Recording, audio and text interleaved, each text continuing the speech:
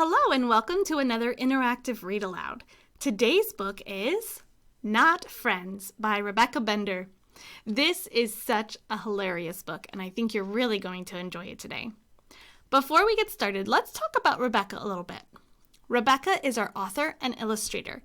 That means she wrote the words and she drew the pictures. So I'd like you to look at the cover picture with me.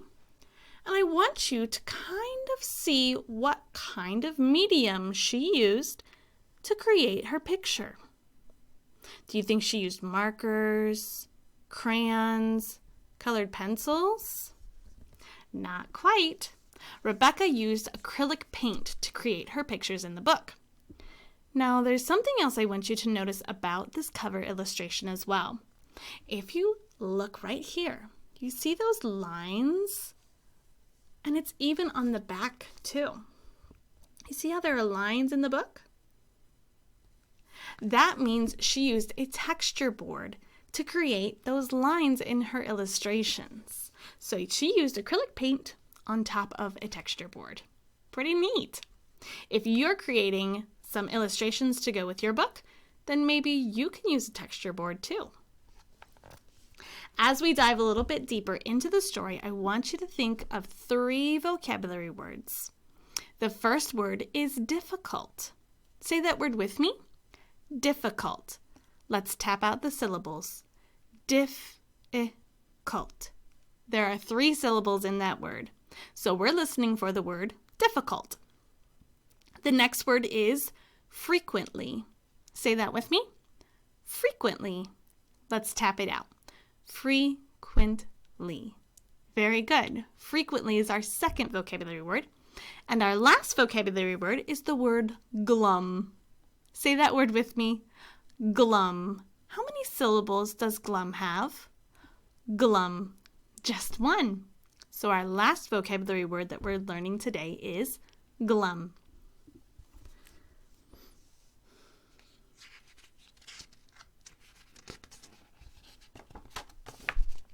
Here is our title page.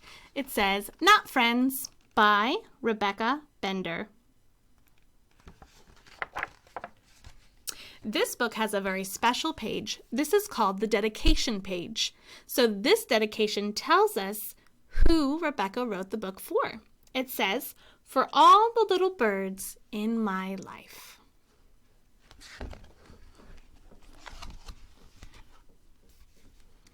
It's true that getting along can be difficult.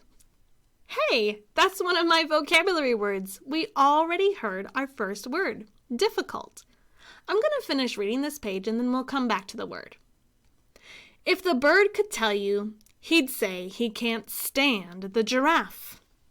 And if the giraffe could tell you, he'd say he can't abide the bird. So let's go back to that word difficult. It's true that getting along can be difficult. I'm trying to see if there are some context clues here in these sentences that can help me understand what difficult means. Let's read some more. If the bird could tell you, he'd say he can't stand the giraffe. That makes me think of when I was growing up with my sister.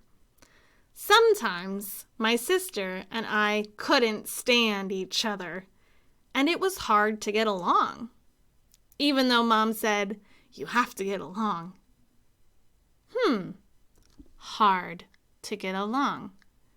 So maybe I can use the word hard to replace difficult, and we're going to see if that makes sense in my sentence. Let's try it. It's true that getting along can be hard. Yeah, that totally makes sense. So difficult must mean hard. Okay. And if the giraffe could tell you, he'd say he can't abide the bird. Do you know what that means, can't abide? Well, it looks like they have the same facial reaction here, doesn't it? We know that the bird said he can't stand the giraffe. And the giraffe said he can't abide the bird. So if the bird can't stand the giraffe, then do you think the giraffe can't stand the bird? You're right. Can't abide is the same as can't stand.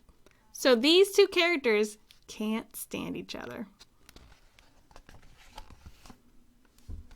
The bird, you see, makes funny faces at the giraffe. And the giraffe sticks out his long tongue at the bird. Oh boy, look at all of those water droplets coming off of his tongue.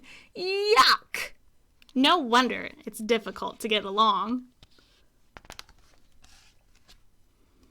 This makes the bird twitter in the giraffe's ear. Tweet! Tweet! Tweet! Oof. Would you like a bird tweeting that close to your ear? Oof! That'd be very annoying. That makes the giraffe invade the bird's personal space. I love how she made invade bigger in her text. That makes me want to know what invade means. So I'm going to take a look up here at my picture. Look at how close those characters are to each other. Oh my goodness. I think invading means that they're super close together and the giraffe is maybe not asking permission to be that close to the bird. I don't think the bird likes being that close to the giraffe. Do you? Look at his face. Oof! The giraffe is invading the bird's space. The bird wants the giraffe to back up.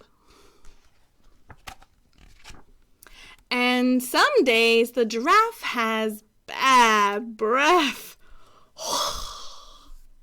Look what happens to the bird. He falls off of the wire. He can't stand that bad breath. And I also love how Rebecca uses the color green to show how stinky that breath is. Woo! Other days, the bird eats too many berries, which are high in fiber. Do you get what she's getting at with that sentence? Let's look at the picture and I bet you'll figure it out. Here's the bird getting ready to carry the berries to where he's going to eat them. And the bird is eating the berries. And the bird is preparing to do something. I bet you can figure it out if you look at the giraffe's nose. Ew! Oh my gosh. I didn't know that berries did that to birds. Frequently, the giraffe makes loud noises when he chews his food with his mouth open. Did you hear that vocabulary word that we had? Frequently? Frequently, the giraffe makes loud noises when he chews his food with his mouth open. I'm going to keep that word in my brain and maybe something over here will help me. Often, the bird slurps up a slimy worm in front of the giraffe. Did you hear a word that might be the same as frequently? Frequently, the giraffe does something, and often, the bird does something else. Do you think frequently could mean often? Why don't we try to plug it into the sentence and see if it makes sense? Often, the giraffe makes loud noises when he chews his food with his mouth open. Yeah, that does make sense. So frequently means often. I do it a lot. Now, I want you to notice something that Rebecca, the author and the illustrator, is doing with these special expressive words. Look at these words here. Smack, smack, smack. They're big and bold in the picture. And check out this word. Oh my gosh. She used those big words, expressive words, to bring her story to life. Now, there's another word for these words. These words are onomatopoeia words. Try that long word with me. Onomatopoeia. Let's try it again. Onomatopoeia. Very good. That means that the word is spelled the way that it sounds. They're sound words. So if I say the word smack, smack, smack, my lips and my teeth are making that smacking sound. If I use these letters over here, that kind of sounds like somebody slurping something. But this one you had to be special with. Especially tricky. Because look, is there a vowel in that word? No. And we know that if there is no vowel in a word, then it can't be a real word. Because every word in the English language has to have at least one vowel. So if I wanted this to say slurp instead, I would have to add a U to this word. S-L-U-R-P. Let's tap it out. S-L-U-R-P. And that sound is spelled U-R. Slurp. Sometimes the bird prunes his feathers just above the giraffe's head. Sniffle, sniffle. That makes the giraffe sneeze. That would be kind of annoying if feathers were tickling my nose like that. Every time the giraffe lets out a sneeze, the bird is blown right off the telephone wire. Achoo! There's another onomatopoeia word. That's a sound word. When I say this word, achoo, it kind of sounds like I'm sneezing. And the bird over here goes flap, flap, flap. And every time the bird is blown off the telephone wire, he flies up to perch right on the giraffe's horns. How do you think the giraffe feels about that? Kind of annoyed. This story seems to be going back and forth, back and forth. The giraffe does something, and then the bird does something. And then on the next page, the giraffe does something else, and then the bird does something else. When the bird perches on the giraffe's horns, the giraffe swats him with his ears. Swat, swat, swat. When the giraffe swats the bird with his ears, the bird pecks him with his beak. Peck, peck, peck, peck, peck. The pecking makes the giraffe shake his head until they are both dizzy. Dizzy and woozy, they both tumble to the ground with a big thud. There's another expressive word there for you. She used the onomatopoeia word of thud. It's like they fell down together. Now I want you to take a little guess here. It's called an inference. And I want you to figure out what's going to happen after they have this big fight. You see them in there. You see the thud happening. Now look at this picture. What happened? The words don't tell us anything, but the picture helps us make an inference. We can see that the giraffe and the bird both got hurt. The giraffe hurt his neck, and the bird hurt his leg. And I think they got hurt from this big fight.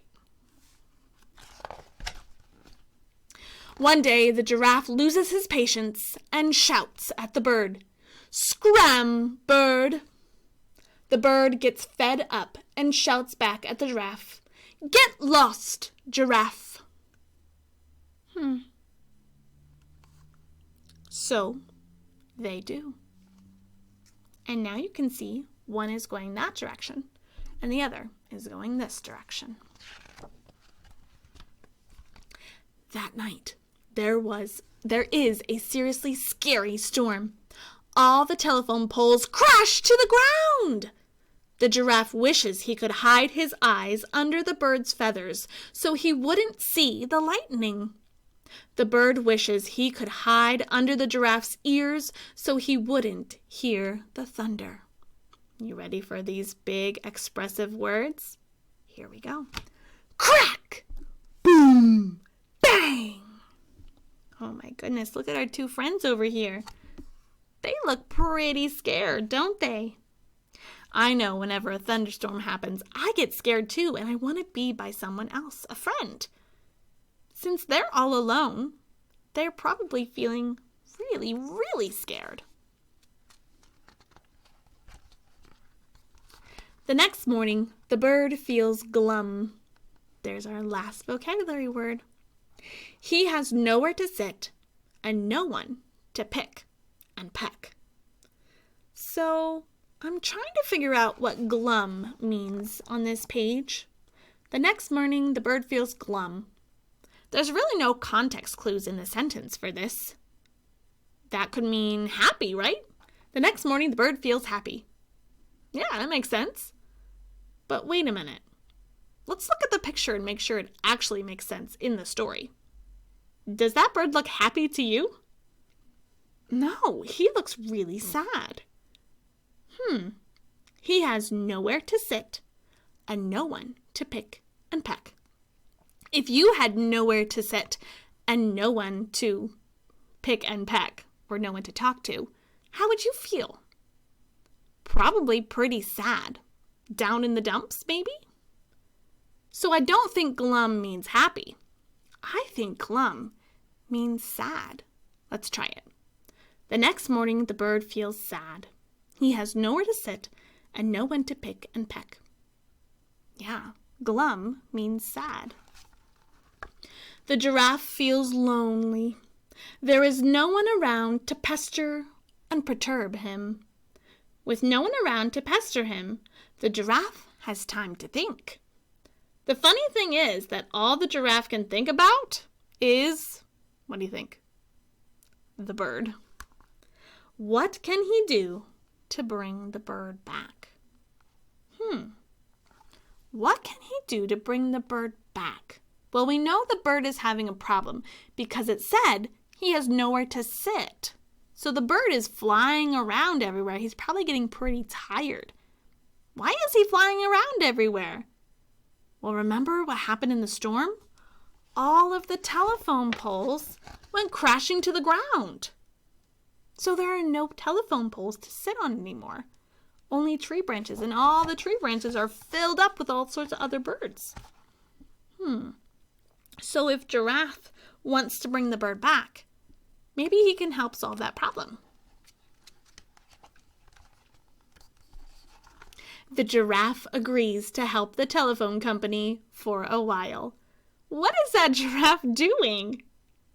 He became a telephone pole. And now that the giraffe is holding up the wires, the bird has somewhere to sit. So now the giraffe can see the bird again. He doesn't have to wait long for the bird to return. He also doesn't have to wait long for the bird to start making faces again. Uh-oh. Oh my gosh. Here is a double spread here. There are no words. Well, there are words on this page. She uses expressive words, Rebecca does. But there are no sentences here. So she's using onomatopoeia words, those bold words in her illustration to help make her point across. She has smack, tweet, smack, swat, swat, swat, slap, peck, peck, peck, flap, flap, flap, tweet, thud, tweet. All of those expressive words make this page so fun. I love to read all of those words in all of those different voices to make it come to life. I really like how she used the different fonts, the different colors, the different sizes, and look, she even made one go up and down. That's pretty cool. Now, it's true that getting along can be difficult. Remember what difficult means? Getting along can be hard. And if you ask these two, the giraffe might still say he can't abide the bird, or he can't stand the bird. And the bird might still say he can't stand the giraffe. But we know better. So what do we know? What do we know about these two? Are they really enemies? Do they really not like each other? No, they like being together, and they like having little tuffles. That's just what they do. But in the end, they are best friends. So now that we've finished the story, I want you to extend your comprehension, and I want you to make something at home. So I want you to think about your favorite part of the story, And I want you to either write about it or draw about it and tell why that part was your favorite part of the story and how it connects to being a friend. Also, if you want to write, I would encourage you to think like Rebecca Bender.